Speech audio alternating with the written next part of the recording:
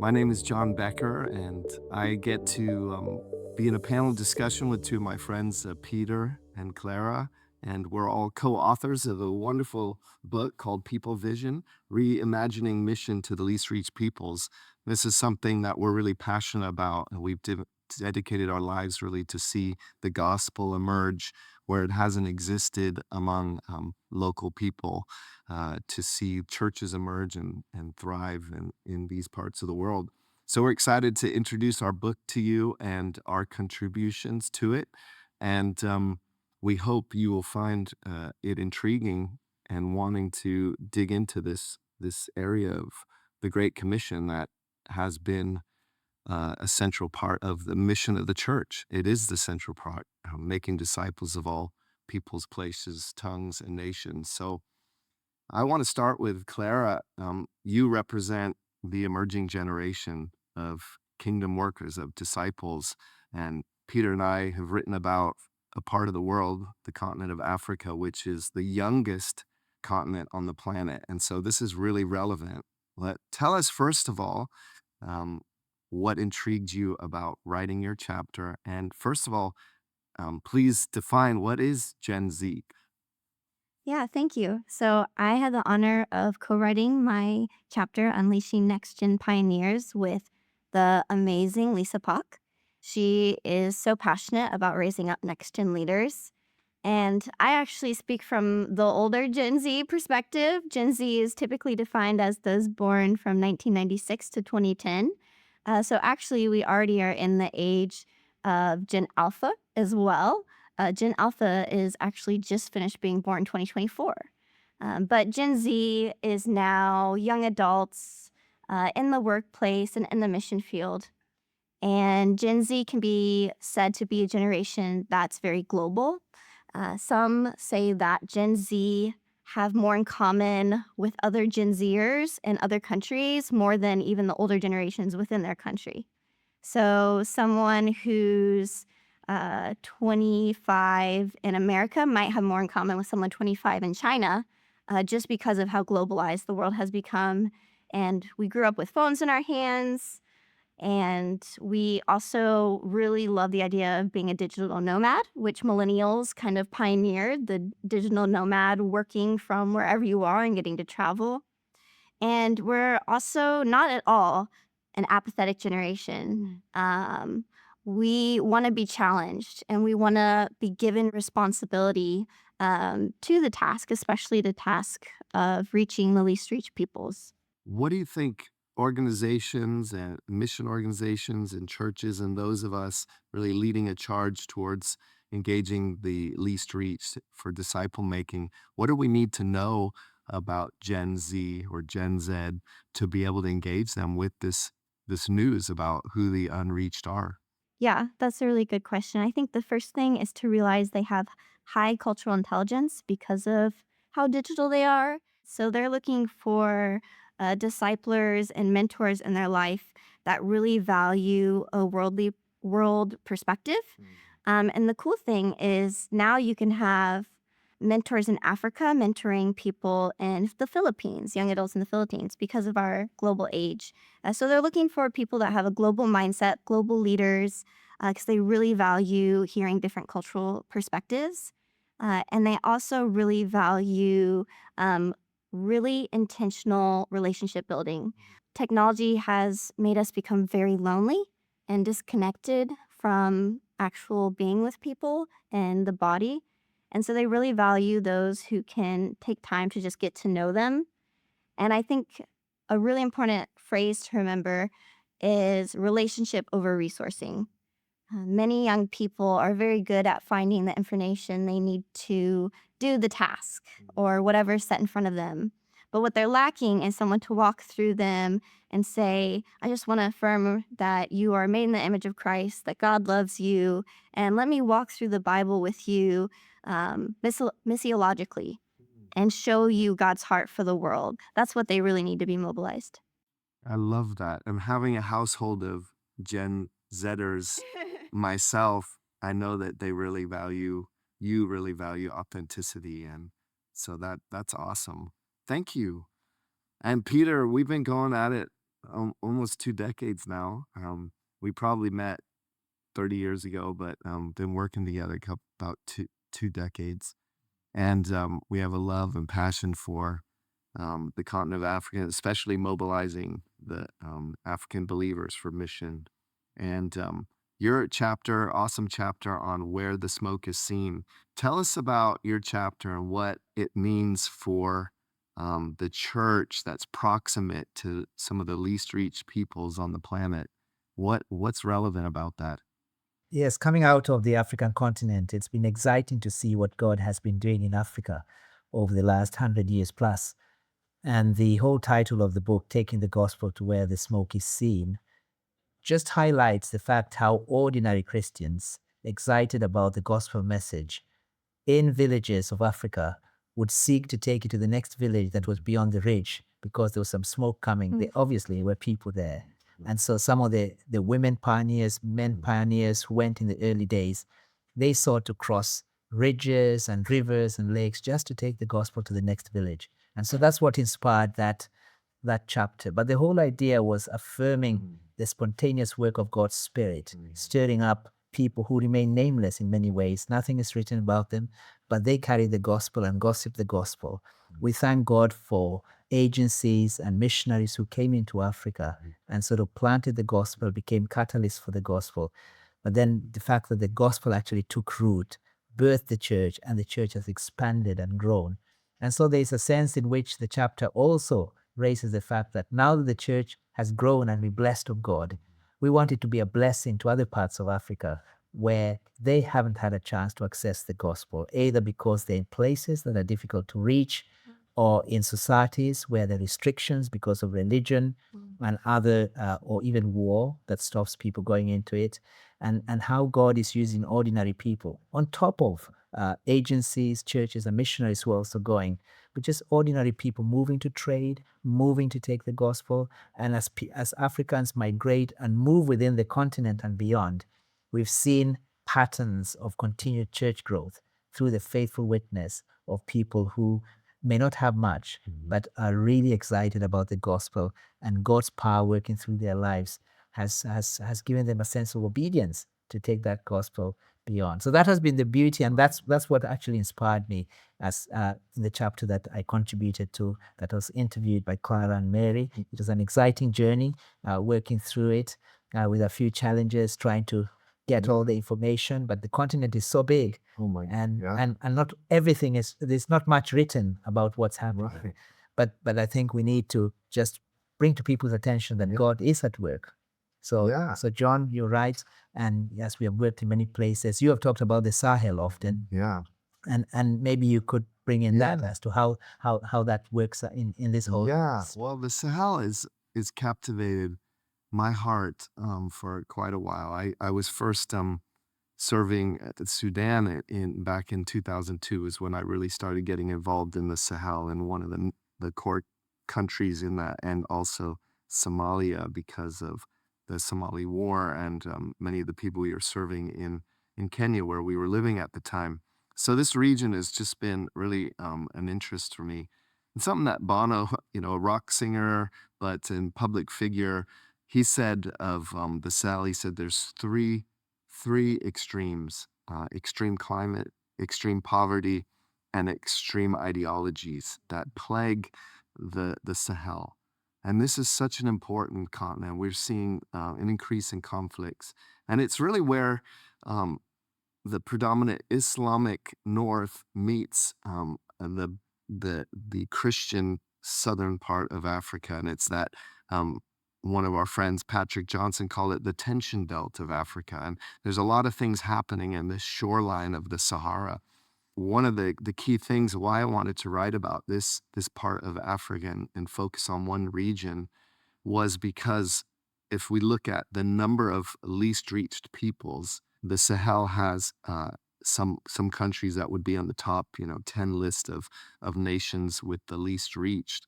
And we're talking about 346 just Muslim unreached people groups, a population of 95 million people in this region. So it's really significant area. And the encouraging thing and what we wanted to communicate. Through collaboration, when we come together as organizations and churches, we can accomplish so much more together. And the church is proximate to this region.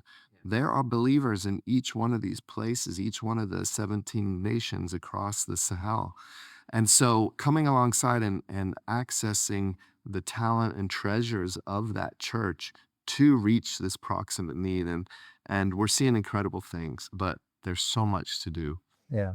And I think one of the things I've also noticed that hopefully the book is seeking to contribute to is to envision the church that there are these places. Sometimes people don't know about them, so they can become aware of the fact where there is need to be a blessing to these places. And also, Africa is blessed with many young people. It's a very young continent. You know, we talk of it's not easy to get exact numbers, but certainly over 50%, maybe even over 60% of the continent is 25 years and below. And so that's a huge number. And these young people are often open to go into new places, to take the gospel, to carry the gospel. Some of them migrate for studies. Some of them migrate to take up jobs. And there's also migration within Africa. So as people move, they have a chance to carry this good news. And that proximity of the church being to these least reached places provides a natural place to connect. The barriers are still there, the challenges may still be there, but at least there's an opportunity with envisioning, with training, with equipping. Absolutely. And that's the joy of this book, I think. Yeah, and I think this is where your two chapters come together when we think of this young continent. We think of who is going to accomplish this. Claire, when you hear the statistics that actually the population growth is outpacing our disciple making efforts, so that means our percentage of believers in the world there's a growing gap between those who have never heard the gospel and at the same time the emerging generation is going to be faced with that reality. How does that inspire you to even write more and mobilize more? Yeah, I think one beautiful thing is that even though globally Gen Z um, might be on the decline in terms of faith, we can see, like in Africa, it being still very robust. And I think this is an opportunity for more global South young generation to support the West, where there is decline. In Europe, also great decline with young believers. And I think also we can be sure that even though it's a small remnant, it's a faithful remnant. And I think that's what God promises, that He's always going to have a faithful remnant. So I think for older generations in places where they don't maybe see as many young people going to church or being involved in scripture and interested in mission, that they don't need to be scared or worried. You know, the story of Jesus, he started off small and it grew huge. So even just intentionally discipling even one or two people in your area and in a context like Africa, because there's so many more, maybe it's one discipler for 12 disciples, and that's okay, right? We've seen that done. So I think that's really exciting opportunity. And I think shared spaces being created around the world for African, Asian, North American, Oceania, all of the young and older leaders coming together in one space. I think the more we can do that, the more we can co-labor, co-create together, and share our strengths and weaknesses. Again, with the generations that's the most globally connected and culturally intelligent. I think we can see great progress made towards reaching the least reached. If I may just ask, from you writing this particular chapter on Gen Z and looking at the large Gen Z population in Africa, who often feel marginalized, maybe not given opportunities, how do you think your chapter will actually bring encouragement to them? Maybe you could just highlight one or two things. Yeah. Well, first, I would like to say that um, I honestly wish I was talking to Katie White the other day, and she's an amazing mobilizer for Gen Z as well. We were lamenting a little bit on the lack of research available on some of these other continents with Gen Z when we're trying to figure out What are our brothers and sisters thinking? And so I think these shared spaces that I was talking about are really important, also just so that they can have a voice, because I think they're not always as digitally connected. And I think there's not always the platform for them to speak up. And so, if they can even host these spaces and people from Asia and America and Latin America can come to them and have them be the hosts and lead us, especially since there's, as you guys have been saying, so much passion right now. Is just gospel's exploding. Um, I think I hope that they would be encouraged to know that they are empowered to be leaders. Like, I think the rest of the world would be glad to let them lead. I think we're ready to hand that over and have them lead the charge. But of course, all co-partnering. Yeah. Yeah. And certainly what we are seeing in the African continent is the fact that just by their sheer numbers and their ability to mobilize each other in the social media space, Hmm. they are very concerned about issues of justice, integrity, authenticity. So they're beginning to push corrupt Yeah. governments even in that space. And I think that's a good thing. It's Yes. a powerful force. I think it's going to be multifaceted approach Yeah. because one of the realities that a lot of people in Africa are moving into cities, and the approach of targeting cities where reached and unreached people live side by side is key. There has to be a strategy, and this is where you're equipping the whole church to take the gospel from the adults to the children to the youth, engaging with friends and neighbors in communities within the city that is becoming more isolated. But then also, we have to prioritize places where the church doesn't physically necessarily exist. And that's why we use the media, we use radio, we use television, but also envisioning churches to send people to these locations because ultimately they want to see Christ embodied in the life of people who are carrying the gospel to them. So we have to have several approaches looking at Africa in the different contexts. But I think the key is equipping every believer to be confident enough and passionate enough to take the gospel to those who have not yet heard.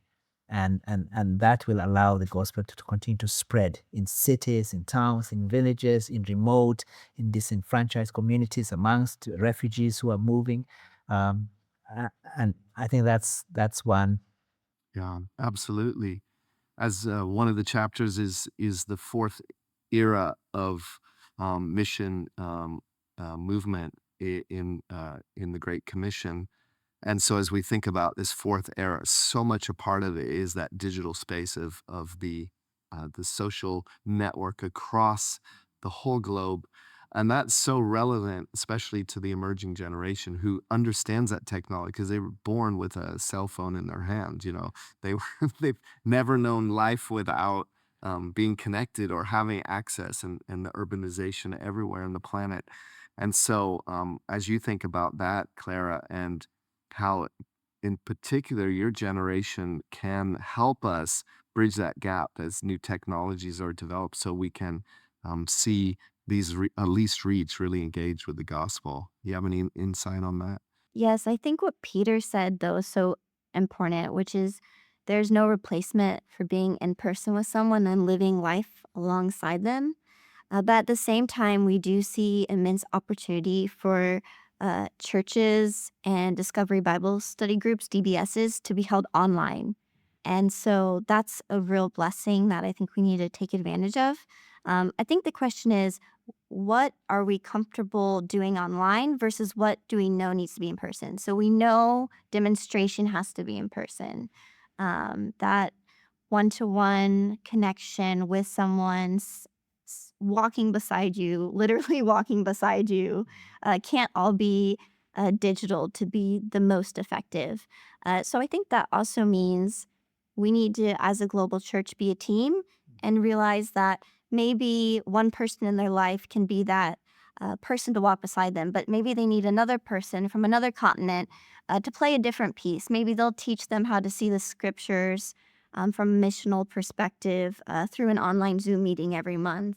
And so I think we need to leverage everything we have to really take the whole gospel from the whole church to the whole world. And what you said about cities, I think is very interesting because there also you see affinity groups of people wanting to come together over a topic or common interest. Where other places, it's more on what language do you speak and your ethnic background. And so many Gen Zers like cities because they're used to just being around people that have the same shared interest and passion. And as you said, a lot of it's for justice and peace, but also love. So I think I think all those things are important, and we don't have to reinvent the wheel, but we can take advantage of the resources we have. One little illustration of that, one of the largest unreached people groups that's been scattered across the earth. I had the privilege of leading one young man to faith in his home country in this place with very little access to the gospel. And for over 3 years, our whole discipleship was online through WhatsApp and Zoom. And but he and a friend, which then became a whole team of people in different cities and villages, is the beginning of a movement among his people. And last October, for the first time, I was in country with him and the team, and talk about a celebration of having walked together for these years, just virtually, but being family. It was so normal. It was like when we met, when he picked me up at the airport. We had started a taxi business together. When he picked me up with his taxi, it was just so normal to like, oh yeah, here we are. But that's our world today, and we gotta exploit those opportunities to the best redemptive way. Well, we just want to encourage you to engage with this. It is probably the most significant thing that the global church needs to wrestle with, this growing gap. We haven't completed the Great Commission. And so we're wanting to give a fresh vision, just as the title is People Vision, reimagining what this disciple making efforts could look like as we work together in collaboration for the globe in all these regions: Africa, Asia, the Middle East, Central Asia, and Southeast Asia, East Asia, and mobilizing the church to everywhere. So we hope you get encouraged to get your copy, and you'll be inspired by the multiple authors that have contributed excellent research. So thank you so much.